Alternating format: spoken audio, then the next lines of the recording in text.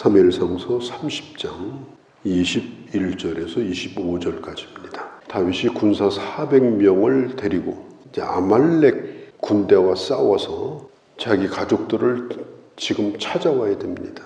만일 그 가족들을 인질로 삼고 협박한다든지 아니면 이 전쟁에서 진다든지 이렇게 하면 다윗의 모든 것은 다 끝장이 나버립니다. 그런데 놀랍게도 하나님께서 다윗에게 병든 한 노예 소년을 만나게 하셔요. 아말렉 사람의 종이었다가 병이 들어가지고 주인이 버린 소년입니다. 지금 전쟁을 하러 가는 중인데도 이 소년을 먹였어요. 돌봐줬어요. 그러니까 금세 회복이 되는 거예요. 그리고 이 소년이 아말렉 군대가 있는 곳으로 다윗을 안내해 줍니다. 이게 다 하나님의 섭리고 하나님의 인도하심입니다. 만일 다윗이 그 소년을 그냥 못 본 척하고 버리고 갔다면 다윗이 승리할 수 있었을까요? 아마 어려웠을 거예요. 적이 있는 곳을 알고 정확하게 갈 수 있었기 때문에 다윗이 승리할 수가 있었던 것입니다. 그리고 한 사람도 전사자가 없이 살아서 대승을 하고 돌아오게 되는 거예요. 이때에 다윗이 돌아와서 200명이 낙오를 해가지고 거기에 머물러 있는, 말하자면 낙오병입니다. 이 사람들을 이제 만나게 되는 게 오늘 이 본문의 내용이에요.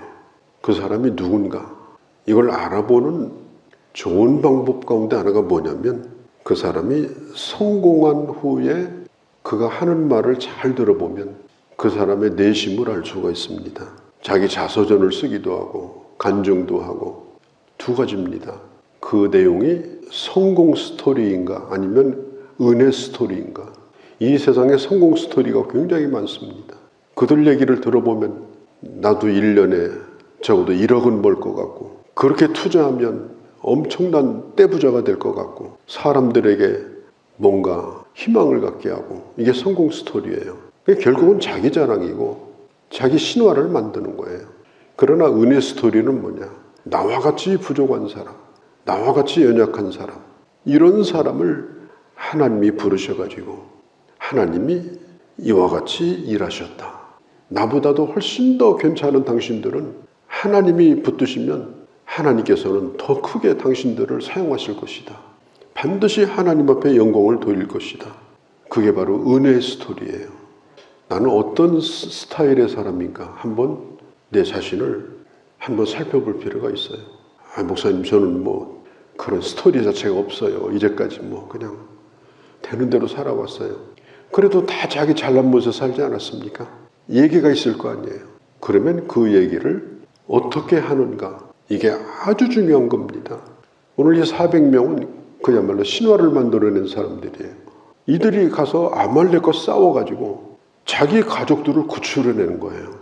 요즘 뭐 어마어마한 훈련을 받은 특수부대가 가서 이 인질 잡힌 사람을 몇 명 구하는데도요, 사상자가 생기고 엄청난 전투가 생기잖아요. 그런데 적어도 1500명에 가까운 인질이에요.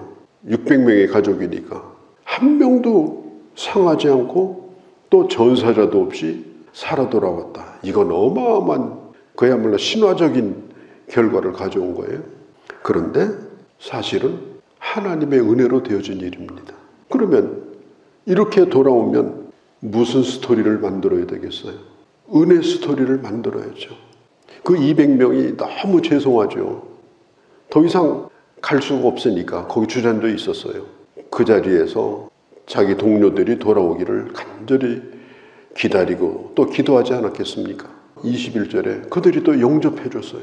싸우고 이기고 돌아오면 영접해 주는 사람들이 참 반갑잖아요. 저도 군대에 있을 적에 유교 훈련을 받았는데 일주일씩 받았어요. 죽다 살아나는 훈련입니다. 30코스가 넘어요. 그거 하려면. 그러면 훈련 받고 일주일 만에 걸어서 돌아오고 그러면 그 부대원들이 다 나와가지고 박수치고 환영을 해줘요. 그러면 그 얼마나 뿌듯하고 그 동료들이 그렇게 귀한지 몰라요. 군대가 참 그런 곳이거든요. 그런데 400명이 이기고 돌아오고 가족들하고 함께 이렇게 오니까 그 200명이 기다리고 있다가 박수치고 반기고 환호하고 지금 이러고 있는 거예요. 얼마나 보기가 좋습니까? 그런데 어디든지 이 상식적이지 못한 사람들이 어디든지 있습니다. 보통 사람과 아주 다른 이상한 사람들이 있어요. 그게 오늘 성경은 22절에 불량배라고 말해요. 이들이 뭐라고 얘기를 했냐? 저 200명은 싸우지도 않고 여기 앉아 있었던 사람이다. 시냇가에 발 담그고 놀던 사람이다. 저들에게 가족은 돌려주지만 어떤 전리품도 주지 말자. 저들은 놀고 먹은 자다. 그러면서 모든 전리품을 독차지하려고 하는 그런 선동가가 있었어요. 그때 다윗이 그들의 주장을 강력하게 반론을 제기합니다. 똑같이 나누어야 된다. 한번 예를 들어보자.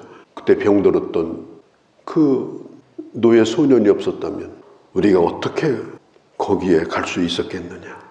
우리가 거기에 갔을 때 마침 그 아말렉 군대가 술이 다 깨가지고 있었다면 이길 수 있었겠냐. 술 취해가지고 누워있으니까 이긴 거지. 그리고 우리 가족들을 붙들고 인질극을 벌렸다면 우리가 구원할 수 있었겠냐. 아니면 이미 갔더니 다 죽였더라. 이러면 어떻게 될 거냐. 지금 우리가 이기고 돌아오는 이 과정 속에 그 고비고비가 다 하나님의 은혜인데, 아니 어떻게 지금 이 공을 혼자 차지하려고 그러느냐. 형제를 기다리며 반겨주고 있는 이 형제를 이렇게 박대할 수 있냐. 지금 다윗이 그 얘기를 하는 거예요. 우리가 잊어서는 안 될 게 있습니다. 우리는 하나님의 은혜로 존재하는 자들입니다. 에베소서 2장 8절에 보면 그 은혜로 말미암아 믿음으로 구원을 받았다. 우리가 구원받은 것은 은혜로 말미암아 믿음으로 구원받았고 신앙생활도 은혜로 말미암아 하고 있는 거예요.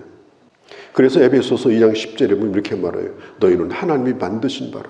이 말은 하나님의 은혜로 우리를 만드셨다는 거예요. 그걸 잃어버리면 안 돼요. 나의 나됨은 내가 나를 만든 것이 아니라 하나님이 나를 만드셨다. 그렇기 때문에 우리는 어떤 일을 하든지 은혜를 앞세워야 되고 모든 영광은 하나님 앞에 돌려야 된다. 이 200명이 그 시냇가에서 기다렸잖아요. 집으로 안 돌아갔잖아요. 얼마나 감사한 일이에요.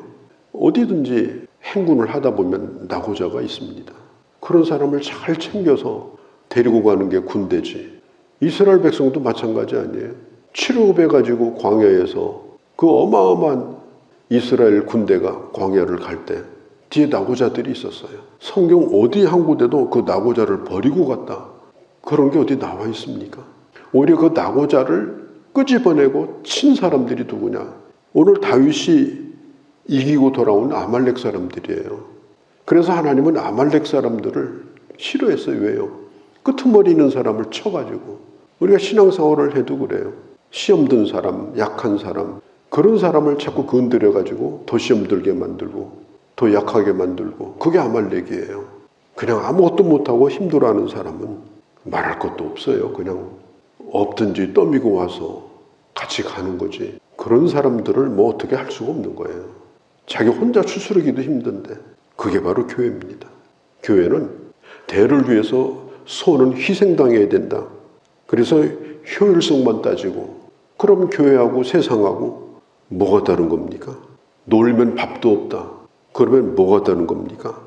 그러니까 선교사에게 선교비 좀 보내주고 농어촌교회 돈 좀 보내주고, 그리고 주보에다가 대문짝만하게 이름 내고 주소 내고, 왜 교회가 그렇게 하는 겁니까?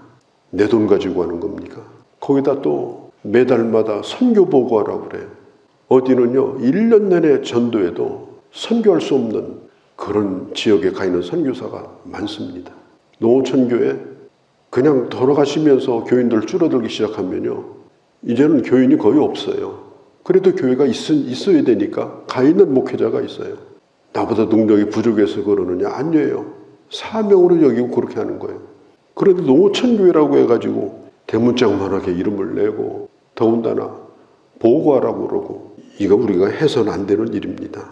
참 우리가 얼마나 세상을 닮아가고 있는가 하는 것을 가만히 살펴보면 참 안타깝기 그지가 없어요. 교회에서 건축을 한다든지 큰 헌신이 필요할 때 그런 때도 마찬가지입니다. 우리 교회도 지을 때 작정헌금 90 몇 명 했어요. 그리고 헌금을 많이 한 사람도 있고 1000대 넘게 한 사람도 있고 그냥 몇만 원 한 사람도 있고, 그때 마침 너무 어려워가지고 기도만 하고 아무것도 할 수 없었던 그런 사람도 있어요. 그래서 제가 그 헌금을 한 다음에 그것을 다 봉해버렸어요. 누가 얼마 했는지. 그리고 교회를 짓고 나서 논공행상, 누가 건축헌금 얼마 했다더라, 누구는 안 했다더라, 그런 얘기를 없게 하고, 그리고 헌금을 한 사람이든지 하지 않은 사람이든지 형편에 따라 했을 것이고 또 다 기도했을 거 아니에요. 그러면 다 같이 기뻐해야 된다. 그래서 단 한 번도 그거 가지고 얘기를 저도 한 적이 없어요.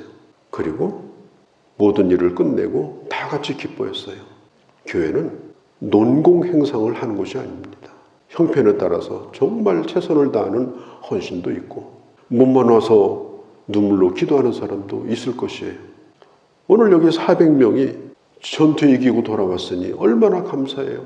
기다려주는 사람이 있으니까 감사하고, 가족들 만나니까 감사하고, 사실은 가족들 찾으러 간 거지 전리품 얻으러 간 게 아니고 그냥 술 먹고 누워있는 아말렉 사람들 거 그냥 주워온 거예요.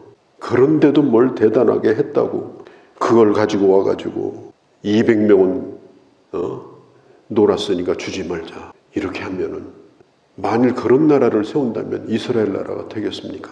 25절에 보면 다윗이 분명히 말합니다. 내가 왕이 돼서 세울 나라는 그런 나라가 아니다. 누구든지 다 같이 나누는 그런 공동체가 되기를 원한다. 그래서 다윗이 이날 분명하게 근거를 세웠어요. 함께 나눈다. 그리고 오늘뿐 아니라 25절에 그날부터 다윗이 이것으로 이스라엘 율법과 규례를 삼았다. 누가 뭘 독차지하는 것이 아니고 앞으로 이스라엘 나라의 왕으로서 나는 정치도 이렇게 할 거다. 물론 가장 어려울 때 자기를 도와줬던 이 600명의 용사, 400명의 용사 다 중요하죠. 그래 우리끼리 나눠 먹자. 그럴 수도 있잖아요. 그러나 다윗은 그런 생각이 없었어요. 뭘 보면 알 수 있느냐? 26절 이후에 보면 다시 돌아와가지고 그 전리품을 뭐 하느냐? 그 600명이 나눠 가진 게 아니고 그것을 유다의 장로들과 지도자들에게 전부 선물로 사람들을 보내서 그 전리품을 12지파에게 나눠줍니다. 이걸 보면요, 이 다윗이 비록 오래도록 망명생활을 했지만 지금 이제 망명생활이 끝나가는 거예요. 지금 21장에서 놉이라고 하는 곳으로부터 시작이 되고 거기서 제사장이 70명이 죽었잖아요. 도망치면서. 그래서 이제 30장에서 이제 31장으로 넘어가고 이러면서 이제 망명생활이 끝이 납니다. 이런 가운데서 다윗이 생각한 게 뭐겠어요? 유다 사람들, 이스라엘 사람들이 얘기하는 거예요. 나는 비록 쫓겨다녔지만 그러나 당신들을 잊어본 적이 없다. 얼마나 다윗이 지혜로운 사람이에요. 나는 당신들을 잊지 않았다. 그리고 내가 얻은 이 전리품은 바로 당신들의 것이다. 그렇게 지금 보여주고 있는 거예요. 왜냐하면 이제 사울이 죽고 다윗이 곧 왕이 될 텐데 자기 자신이 은혜의 사람이라는 것, 무슨 신화를 만들어가지고 대단한 개선장군이 되기를 원치 않고 하나님의 은혜로 되어진 것이니 하나님의 은혜로 여겨달라. 우리가 고린도전서 15장 10절에 보면 내가 다른 사도보다 수고한 것이 더 많지만, 분명히 바울이 말해서 자기가 수고도 많이 했어요. 그러나 내가 한 것이 아니라 하나님의 은혜로 한 것이다. 고백을 하는 것입니다. 디모데전서 6장 18절에 보면은 이런 말을 해요. 나누기를 좋아하는 사람은 자기 자신을 위해서 장래에 터를 쌓는 것이다. 그렇게 말합니다. 오늘 이 다윗은 이제 광야 생활이 끝나갑니다. 이제 자기 고국으로 돌아가요. 광야 생활을 정말 멋지게 잘 마쳤어요. 광야라고 하는 곳은 테스트를 받는 곳이에요. 그 사람이 누구니까. 또 하나님의 은혜가 뭔가 이걸 경험하는 시간이에요. 하나님만 바라보는 곳이에요. 예수님도 광야 생활 하시고 공생애로 들어가셨어요.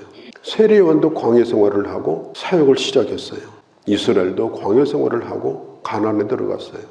우리가 원치는 않지만 어려운 상황들을 겪을 때 그것을 잘 지나가고 하나님 앞에 인정받아야 하나님이 그를 쓰시는 겁니다. 오늘 다윗은 이렇게 멋지게 그 마지막 승리까지도 은혜 스토리로 만들고 자기 가족뿐 아니라 온 이스라엘에 하나님의 은혜를 선포하고 그리고 이제 고국으로 돌아갈 준비를 하고 있는 이 모습을 보면서 우리가 살면서 여러 가지 일을 많이 있지만 그 모든 것이 은혜의 스토리가 되도록 하나님 앞에 영광이 되도록 그렇게 살아가는 귀한 주의 자녀들이 되어주시기를 바랍니다. 거룩하신 우리 아버지, 교회가 무엇인가? 하나님의 일이 무엇인가? 하나님의 사람은 어떤 것을 드러내야 하는가? 다윗으로부터 우리가 배웠던 이 모든 것들로 인하여 우리도 하나님의 마음에 합한 자로서 하나님이 마음껏 축복하시고 평생토록 돌봐주시고 쓰기에 부족함이 없는 그런 주의 사람들로 날마다 예비되어지고 그 길을 잘 걸어갈 수 있는 그런 주의 자녀들이 되게 하여 주시옵소서. 우리 주 예수님의 이름으로 기도하옵나이다. 아멘.